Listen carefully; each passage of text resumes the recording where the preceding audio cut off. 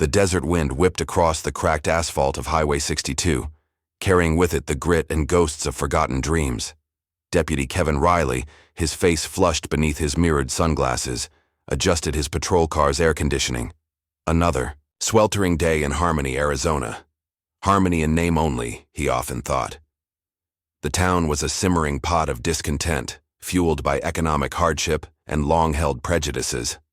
Kevin, a man who'd built his identity on law and order, saw himself as the barrier holding back chaos. He'd joined the Harmony County Sheriff's Department straight out of the academy, eager to prove himself.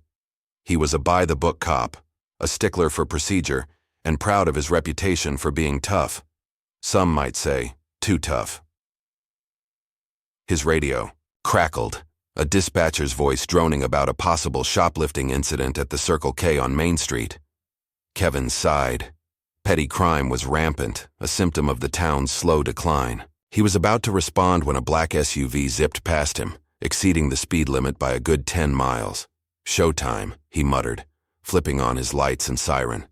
The SUV slowed and pulled over onto the dusty shoulder. Kevin watched in the rear view mirror as the driver, a black man in a crisp, dark suit, waited patiently. Kevin's pulse quickened. He felt a familiar surge of adrenaline, a potent cocktail of power and righteousness. He rehearsed his opening lines in his head, the standard script he'd used countless times. "License and registration, sir. Do you know why I pulled you over?" He stepped out of his patrol car, adjusting his belt, his hand instinctively hovering near his service weapon. As he approached the SUV, he noticed the out-of-state plates, California. He felt a knot of suspicion tighten in his stomach. Outsiders rarely brought good news to Harmony. He reached the driver's side window and leaned in, his voice a low growl. "License and registration, please, and explain why you thought the speed limit didn't apply to you." The man in the suit, impeccably dressed and radiating an air of quiet confidence, didn't flinch. He reached into his breast pocket, pulled out a leather wallet and extracted his driver's license. Kevin snatched it and glanced at the photo, then at the man's face. They matched. "Name's Marcus Hayes," Kevin said, reading aloud, drawing out the syllables. "From Sacramento. What brings you to Harmony, Mr. Hayes?" Marcus's gaze was steady, unwavering. "I'm here on business." "Business, huh? What kind of business brings a fancy city slicker like you to a town like Harmony?" Kevin's voice was laced with barely concealed contempt. He was fishing, trying to provoke a reaction, to find a reason to dig deeper. Marcus remained calm, almost unnervingly so. "That's not relevant to why you pulled me over, officer." Kevin bristled. He hated being questioned, especially by someone he considered beneath him. "Everything's relevant when you're breaking the law, Mr. Hayes. Step out of the vehicle." Marcus didn't move. "I'd prefer to remain in the car, officer." "Is there a reason you need me to exit?" Kevin's anger flared. "Are you refusing a lawful order?" He reached for his radio. "Dispatch, I need backup at mile marker 47 on Highway 62. Possible non-compliance." The dispatcher's voice crackled back. "Copy that, Deputy Riley. ETA 5 minutes. Kevin stared at Marcus, his hand still on the radio. He was enjoying this. He felt in control, superior. He watched the man's face, searching for fear, for the sign of submission. "Just step out of the car, Mr. Hayes. Make this easy on both of us." Marcus finally sighed, a sound that seemed to carry more disappointment than resignation. He slowly opened the door and stepped out of the SUV. "Hands on the hood of the car," Kevin barked, his voice sharp and commanding. Marcus complied, placing his hands on the cool metal. Kevin approached him cautiously, patting him down, checking for weapons. He found nothing. "All right, Mr. Hayes," Kevin said, stepping back. "Let's talk about why you were speeding." Marcus turned his head slightly. "I believe I already stated that. I was here on business." "That's not an excuse for breaking the law," Kevin snapped. "You think you're above the rules, Mr. Hayes? Think you can just come into our town and do whatever you want?" Marcus remained silent, his gaze fixed on the horizon. Kevin felt a surge of frustration. He wasn't getting the reaction he wanted. He wanted fear, anger, anything but this infuriating calm. "I'm going to run your license and registration," Kevin said, turning back to his patrol car. "You just stay put." He ran the information through his system. The license came back clean, no outstanding warrants. The registration was also valid, but something felt off. He couldn't shake the feeling that there was more to Marcus Hayes than met the eye. He decided to dig a little deeper. He input Marcus's name and date of birth into a restricted database, one reserved for internal investigations. The results came back instantly. Kevin stared at the screen, his blood turning to ice. The information was brief, concise, and utterly devastating. Marcus Hayes, Chief of Internal Affairs, California Department of Justice. Kevin's carefully constructed world began to crumble. The revelation hit Kevin like a physical blow. Chief of Internal Affairs. He swallowed hard, trying to process the information. This wasn't just some ordinary citizen he was harassing. This was someone with real power, someone who could make or break his career. Panic began to creep into his chest, squeezing the air from his lungs. He glanced back at Marcus, who was still standing calmly by his SUV, his expression unreadable. Kevin's mind raced, desperately searching for a way out of this mess. He closed the laptop and took a deep breath, trying to regain his composure. He had to play this carefully.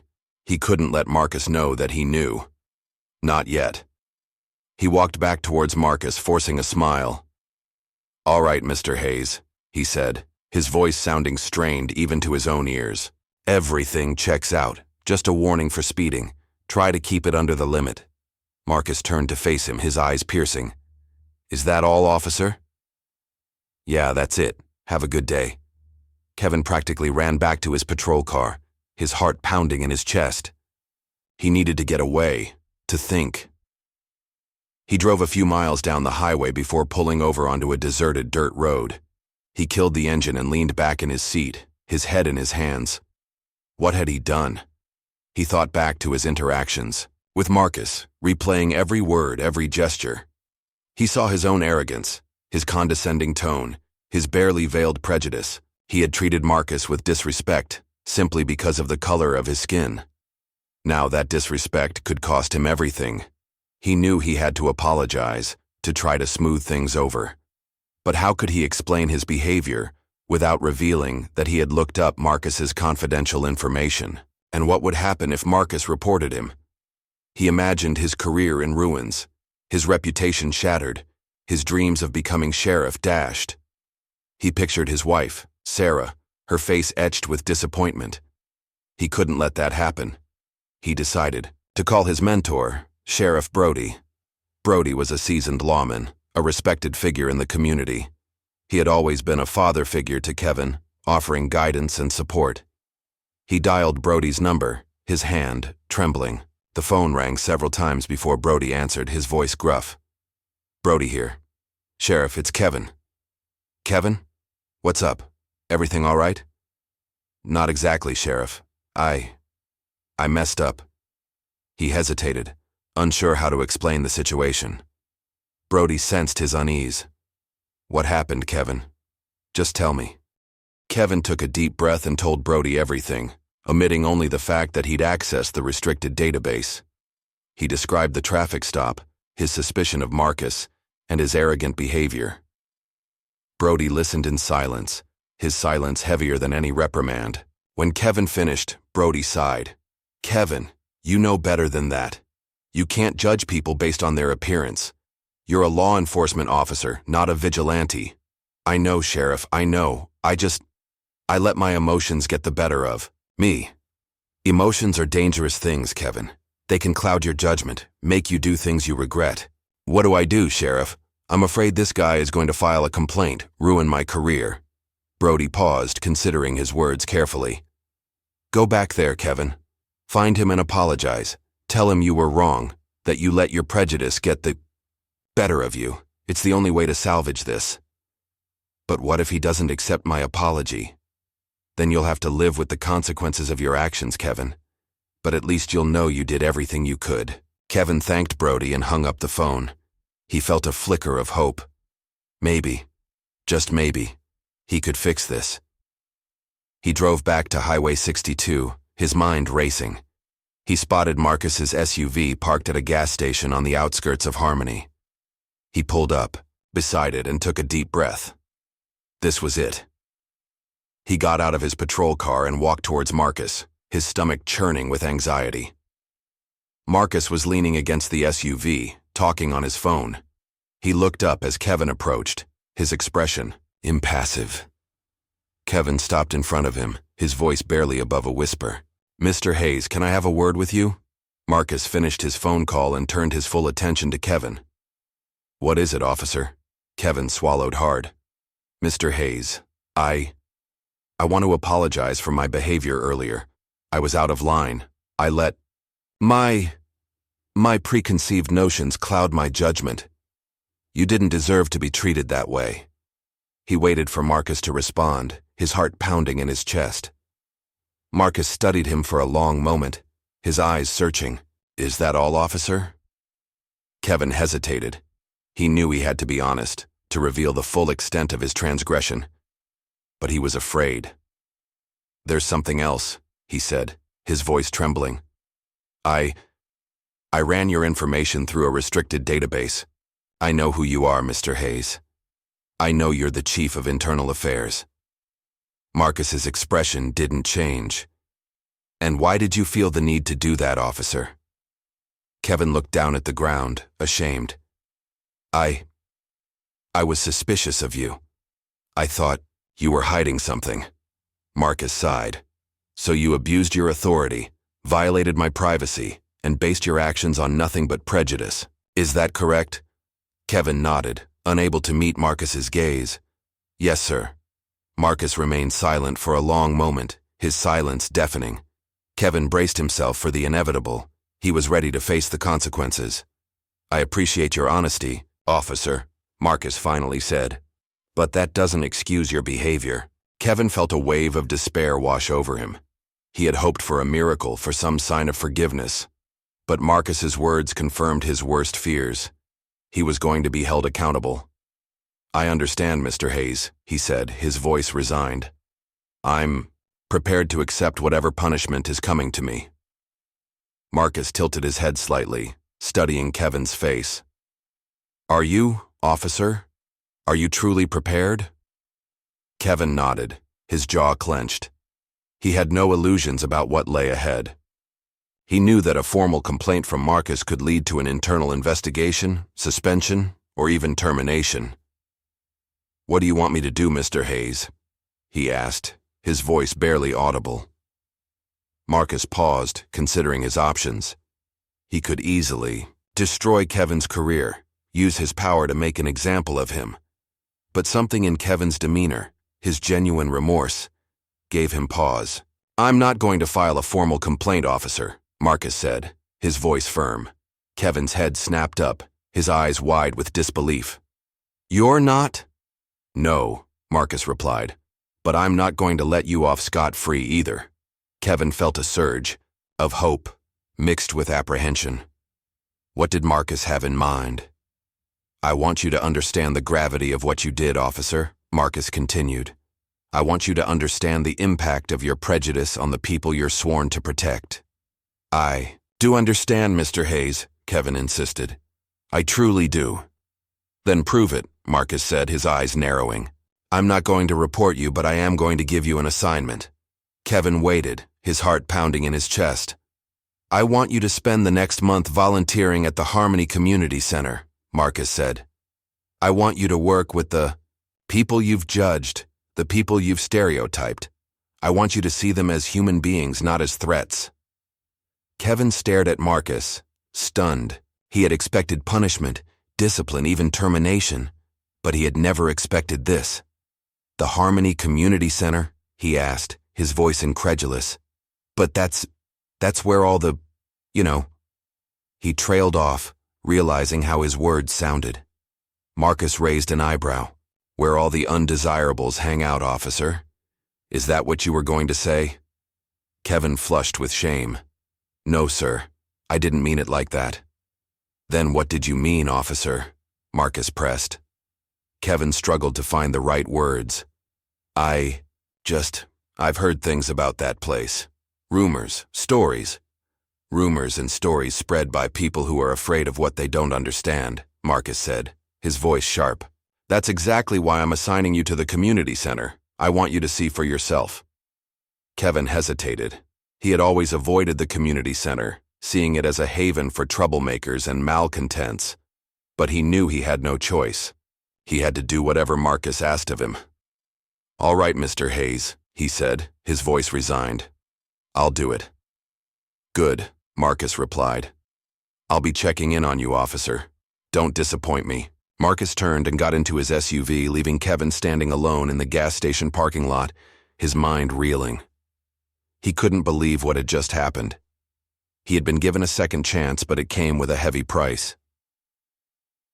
He drove back to the sheriff's department, his thoughts consumed by his upcoming assignment. He knew that volunteering at the community center would be a challenge, a test of his beliefs and his prejudices.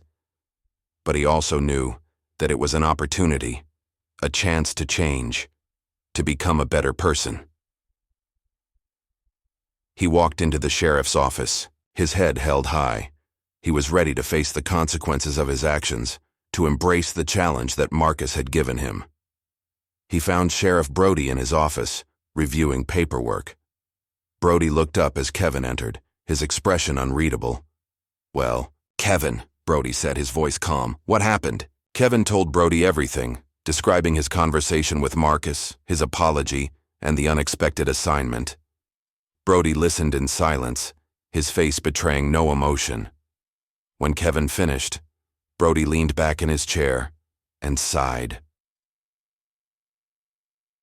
The Harmony Community Center, huh? Brody said, his voice thoughtful. That's quite the assignment. I know, Sheriff, Kevin replied. I'm not sure I'm ready for it. Nobody's ever ready for a challenge, Kevin, Brody said. But that doesn't mean you can't overcome it. This is your chance to prove that you're more than just a badge and a gun. This is your chance to show the community that you're a decent human being. I'll do my best, Sheriff, Kevin said, his voice determined. I know you will, Kevin, Brody replied. I believe in you, but you have to believe in yourself too. Kevin thanked Brody and left the office, his mind filled with renewed purpose. He knew that the next month would be difficult, but he was determined to make the most of it. He was determined to change, to grow, to become the kind of officer that Harmony deserved. That night, Kevin lay awake in bed, staring at the ceiling. He thought about Marcus Hayes, about the power he held, and the grace he had shown. He thought about the people at the Harmony Community Center, the people he was about to serve. He knew that his journey would not be easy, but he was ready to face it. He was ready to confront his prejudices, to challenge his beliefs, to become a better man. The next morning, Kevin drove to the Harmony Community Center, his stomach churning with a mixture of anxiety and anticipation. The center was a low-slung brick building on the edge of town, its paint peeling and its windows grimy. It was a stark contrast to the pristine modern sheriff's department. He parked his patrol car in the dusty parking lot and took a deep breath before getting out. As he approached the entrance, he could hear the sounds of laughter and music coming from inside. He hesitated for a moment, unsure of what to expect. He had always seen the community center as a symbol of Harmony's problems, a place where the town's outcasts and misfits congregated. He pushed open the door and stepped inside. The interior was surprisingly bright and cheerful, filled with colorful murals and the aroma of freshly brewed coffee. People of all ages and backgrounds were milling about, talking, laughing, and playing games. He felt immediately out of place, conspicuous in his police uniform. He spotted a woman behind a desk, her face etched with kindness. He approached her cautiously. "Excuse me," he said, his voice hesitant. "I'm Kevin Riley. I'm here to volunteer." The woman smiled warmly. "Welcome, Kevin. I'm Maria. We're so glad to have you." Maria explained Kevin's duties, which included helping with the after-school program, assisting with the food bank, and providing security during evening events. Kevin spent the next few weeks at the community center, immersing himself in the lives of the people he had once judged. He helped children with their homework, listened to the stories of elderly residents, and served meals to the homeless. He met single mothers struggling to make ends meet, veterans battling PTSD, and teenagers trying to escape the cycle of poverty. He saw their struggles, their resilience, and their unwavering hope. He learned that the rumors and stereotypes he had heard about the community center were false. The people he met were not troublemakers or malcontents. They were simply people, trying to survive, to build a better life for themselves and their families. He also learned about his own biases, the unconscious prejudices that had shaped his worldview. He realized that he had been judging people based on their appearance, their background, and their circumstances, without taking the time to get to know them. He began to see the world through a different lens, a lens of empathy and understanding. He realized that the people he had once feared and distrusted were not so different from him after all. They shared the same hopes, the same dreams, and the same fears. One evening, as he was helping to set up for a community dinner, he noticed a young black man standing alone in the corner, his face sullen. Kevin recognized him as a teenager who had been in trouble with the law. He approached the young man cautiously. "Hey," he said, his voice gentle. "Is everything all right?" The young man shrugged. "Just tired of all this charity." Kevin understood what he meant. He had seen the same look on the faces of other people at the community center, the look of resentment and shame. "I know it's not easy," Kevin said, "but sometimes we all need a little help." The young man looked up at him, his eyes filled with suspicion. "You wouldn't understand," he said. "You're a cop." Kevin hesitated. He knew that he had to be honest, to earn the young man's trust. "You're right," he said. "I didn't understand, but I'm trying to. I used to see this place as a problem, a place full of troublemakers. But I was wrong. This is a place of hope, a place where people come to support each other." The young man remained silent, his expression skeptical. "Look," Kevin said, "I know I can't change the past. I know I can't undo the mistakes I've made, but I can try to do better. I can try to be a better cop, a better person." He extended his hand to the young man. "My name's Kevin." The young man hesitated for a moment, then shook Kevin's hand. "Marcus," he said. Kevin smiled. He knew that he had a long way to go, but he had taken the first step. He had reached out to someone he had once judged, and he had found a connection. As the weeks passed, Kevin became a familiar face at the community center. He was no longer seen as just a cop. He was seen as a friend, a neighbor, a member of the community.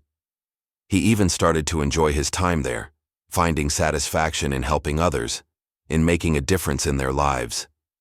He realized that he had been missing out on something important, something that had been right in front of him all along. He had been so focused on enforcing the law, on maintaining order, that he had forgotten about the people he was sworn to protect. He had forgotten that the law was meant to serve the community, not the other way around. One sunny afternoon, as Kevin was helping to organize a food drive at the community center, he saw a familiar black SUV pull into the parking lot. His heart skipped a beat. Marcus Hayes was here. He watched as Marcus got out of the SUV and walked towards him, his expression unreadable. Kevin braced himself for judgment. He knew that Marcus had been monitoring his progress, but he had no idea what he thought of his efforts. Marcus stopped in front of Kevin, his eyes searching. "How's it going, Officer Riley?" he asked, his voice neutral.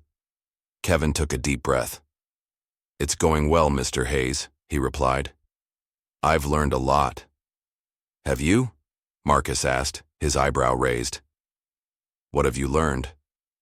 Kevin thought for a moment, searching for the right words. "I've learned that the people here are just like me," he said. "They have dreams, they have fears, they have struggles. They're just trying to make the best of their lives." Marcus nodded slowly. "And have you learned anything about your own biases?" "Yes, sir," Kevin replied. "I've learned that I was wrong to judge people based on their appearance or their background. I've learned that everyone deserves to be treated with respect." Marcus smiled slightly. "I'm glad to hear that, Officer Riley. I think you've earned your second chance." Kevin felt a wave of relief wash over him. "Thank you, Mr. Hayes," he said, his voice sincere. I won't let you down. I know you won't, Marcus replied. But your real test is just beginning. He paused, his expression becoming serious. I'm here to announce a new initiative at the Harmony Sheriff's Department, he said. We're launching a community policing program designed to build trust and cooperation between law enforcement and the community. Kevin stared at Marcus, stunned. A community policing program? Yes, Marcus replied. And I want you to lead it, Officer Riley. Kevin was speechless. He had expected to be punished, to be marginalized. He had never expected to be given a leadership role. You want me to lead it? He asked, his voice incredulous.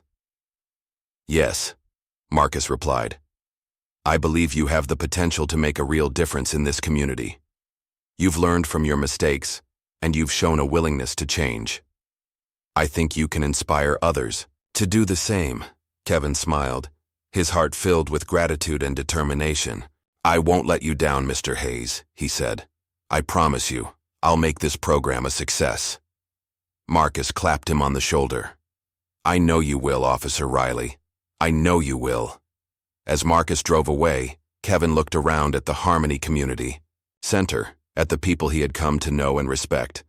He knew that his journey was just beginning, but he was ready for the challenge. He had learned a valuable lesson, a lesson about prejudice, about empathy, and about the importance of community. He had learned that even the most hardened hearts can be softened, that even the most deeply ingrained biases can be overcome. He was no longer just a cop. He was a member of the community, a friend, a neighbor. He was a part of something bigger than himself, something that gave his life meaning and purpose. He was ready to serve, to protect, and to build a better future for Harmony, a future where everyone was treated with respect, regardless of their background or their circumstances. He was ready to be the change he wanted to see in the world, and he knew, deep down, that he was finally truly ready to be a good cop, the right kind of cop.